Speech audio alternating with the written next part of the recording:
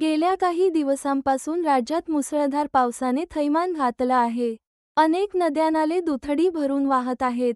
काही ठिकाणी तर पाणी धोक्याच्या पातळीवर पोहोचलं आहे.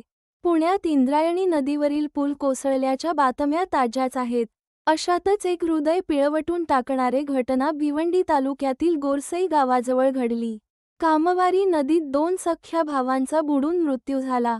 सागर धुमाळ वय 30 आणि त्याचा धाकटा भाऊ अक्षय धुमाळ वय 25 हे दोघं भाऊ शुक्रवार 20 जून 2025 रोजी सायंकाळच्या सुमारास नदीवर पोहायला गेले होते. आलो लवकर एवढंच म्हणत ते दोघं घरातून बाहेर पडले. पण ते लवकर परतणार नव्हते हे कुणाच्या माहीतही नव्हतं. कामवारी नदी त्या दिवशी प्रचंड भरून वाहत होती. पाण्याचा प्रवाह इतका जबरदस्त होता की क्षणाचाही अंदाज चुकला आणि दोघेही वाहत गेले. काही वेळातच त्यांचा थांगपत्ता लागेनासा झाला. स्थानिकांनी धाव घेतली. भिवंडी महानगरपालिकेचे अग्निशमन दल, आपत्ती व्यवस्थापन पथक आणि पोलिसांनी तातडीनं शोधमोहीम सुरू केली. गावातील तरुणही मदतीला उतरले. पण हे काही क्षणांचं काम नव्हतं.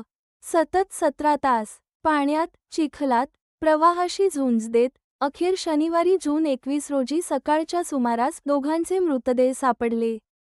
ते पाहून क्षणभर सगळा गाव थिजला. कोणाचंच डोळं कोरडं राहिलं नाही. सागर आणि अक्षय यांचे मृतदेह भिवंडीतील इंदिरा गांधी रुग्णालयात नेण्यात आले. धुमाळ कुटुंबियांसाठी हा आघात सहन करण्यासारखा नव्हता. 2 तरुण मुलं, घराचे आधारस्तंभ, काही क्षणांत काळाच्या प्रवाहात हरवले. गावात एक प्रकारची शांतता पसरली आहे. सागर आणि अक्षय यांच्या आठवणींनी आज सगळं गाव हळहळतं आहे. पोलीस या प्रकरणाचा पुढील तपास करत आहेत. अजून अशाच सत्य घटनांवर आधारित व्हिडिओसाठी आमचा YouTube चॅनल सबस्क्राईब करा आणि बेल आयकॉन दाबायला विसरू नका. धन्यवाद.